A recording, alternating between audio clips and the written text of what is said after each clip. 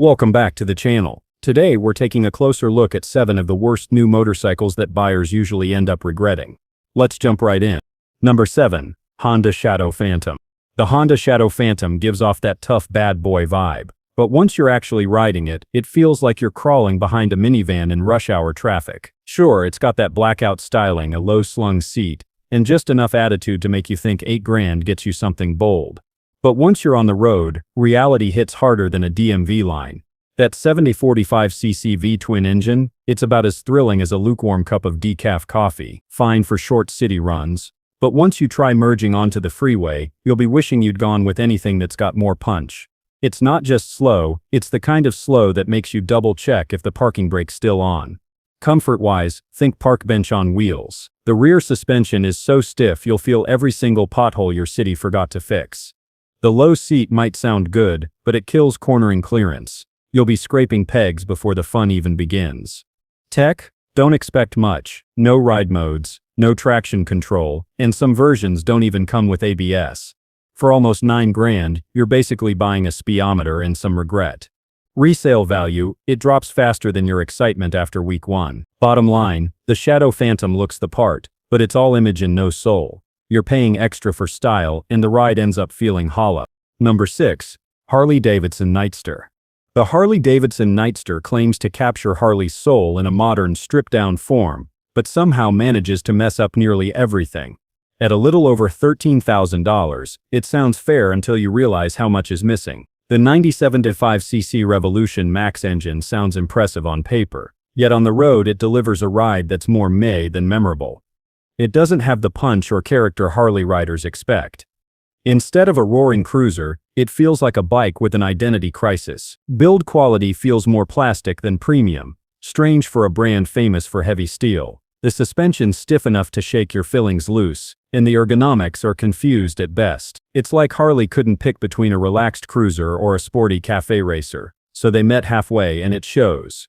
The worst part, after taxes, dealer fees, and the basic add-ons you'll need to make it comfortable, you're looking at nearly $16,000. At that price, a used Fat Bob with real personality starts sounding like the smarter choice. Bottom line, the Nightster is what happens when you try to blend tradition with trend and end up missing both. Ride it long enough and you'll realize it's not the Harley you brag about, it's the one you quietly trade in. Number 5. Kawasaki Eliminator. The Kawasaki Eliminator looks like a fun ride, but it ends up feeling like something you'd see on Craigslist with "must go" in the title. Priced just under $7,000. It's marketed as a sleek modern cruiser, but what you really get is a confused mix between a beginner bike and a midlife crisis. It's light and low, sure, but push it past 55 mph, and that 451cc parallel twin starts begging for mercy. Twist the throttle, and you'll quickly realize this isn't a muscle cruiser, it's the gym membership you never use. Comfort. The seat feels like it was designed after a cafeteria tray. After 45 minutes your back will start filing complaints. The rear shocks don't help, especially if you weigh over 160 level or live where roads look like moon craters. Despite the urban rebel marketing, it doesn't even include a gear indicator. You're just guessing your way through the ride like a lost tourist. Fuel economy isn't bad, but the tiny 3.7-gallon tank means you'll be seeing gas stations more often than you'd like for a commuter. And resale? It sticks around on the used market longer than a bad dating profile. In short, the Eliminator tries too hard to be cool, but ends up feeling like a cover band playing someone else's hit. If it's on your shortlist, eliminate it first. Number 4. BMW R18. The BMW R18 is a massive head-turning cruiser that captures attention, mostly for the wrong reasons once you've bought it. Starting near $16,000 and easily passing $20,000 with just a few add-ons, this bike becomes expensive garage decor for many owners. Sure, on paper it oozes retro charm and German precision, but in practice, it's a bulky, awkward attempt to rival Harley that stumbles over itself. That 1800cc boxer twin brings plenty of torque, but in city traffic it feels like too much power with too little finesse. At nearly 800 pounds, even parking lot maneuvers feel like a gym challenge. Maintenance is typical BMW pricey. Oil changes, valve checks, and parts all come at a premium. Drop it once, as many owners do, and you'll be staring at a repair bill that makes you question your choices. Resale value. It tanks faster than day-old guacamole. Bottom line, the R18 looks stunning in a showroom, but once you ride it, it feels like a regretful Tinder date. expensive, clumsy, and frustrating to sell. Number 3. Triumph Rocket 3. The Triumph Rocket 3 is a paradox on two wheels, built to impress but also to intimidate.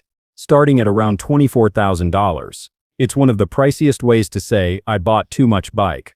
Yes, that massive 200 and 500cc engine, the biggest of any production motorcycle, sounds impressive, but it's like using a chainsaw to cut a birthday cake.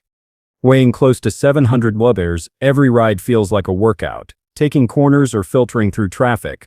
Prepare to sweat through your jacket. Power, sure, it's there. Comfort, not quite. The stiff rear suspension looks stylish but delivers every bump straight to your spine, especially on rough American roads. Fuel economy, hilarious, around 30 mpg if you baby it. And nobody buys a Rocket 3 to ride gently. Repairs and insurance will hurt your wallet too. Triumph parts aren't exactly easy to find, and if you drop it, which isn't hard, the repair bill will sting. The Rocket 3 ends up being a showpiece trapped in an oversized body. A reminder that bigger isn't always better, especially when it comes with chiropractic visit. Number 2. Harley-Davidson Road Glide. The Harley-Davidson Road Glide is a $25,000 combo of wind tunnel looks and buyer's remorse. On paper, it's the touring dream. Big V-twin, frame-mounted fairing, and classic Harley flair. But once you've signed the papers, the dream starts cracking. At nearly 900 pounds, it rides like a couch that's had a rough night. Low-speed handling feels like leg day, and parking it, more like docking a yacht. The infotainment system, which sounds advanced in ads, feels like it was coded by someone who's never owned a smartphone. Leg glitches and dropped Bluetooth connections turn long rides into long sighs. The Milwaukee 8 engine runs so hot it'll toast your legs by mile 10. Despite the price, the suspension doesn't smooth things out, it treats every bump like a wake-up call. Fuel economy, you'll be on a first-name basis with the gas station clerk. And the exhaust? Loud? Yes. But more noise complaint than cool rumble. Resale value nosedives quickly. The Road Glide isn't an awful bike, but it's an expensive way to learn. You should have taken more test rides. Number 1. Indian Chief. The Indian Chief is the perfect example of all show and no go. It looks like a $17,000 slice of American heritage, but after a week of riding, it's clear most of that went into chrome, not performance. The 11-11 engine and classic cruiser stance sound good in theory, but in practice it handles like a barge on asphalt. At nearly 700 pounds, it corners with the enthusiasm of a retired buffalo. As for features, it feels like they came straight out of 2009. No ride modes, no modern safety aids, and a digital display that makes a flip phone seem futuristic. The ride quality is harsh. It's as if the suspension was tuned by someone who believes pain builds character. Highways turn into chiropractor appointments, and city riding feels like penance. Heat management? Non-existent. It cooks your thighs like a barbecue grill. Finding service isn't easy either. Unless you're near a big city, Indian dealers are few and far between, and parts take forever to arrive. Resale? It plummets. The Indian Chief looks great in your driveway but becomes a regret machine once you're on the road. And that wraps up today's video. If you enjoyed it, don't forget to hit like and subscribe for more brutally honest motorcycle reviews.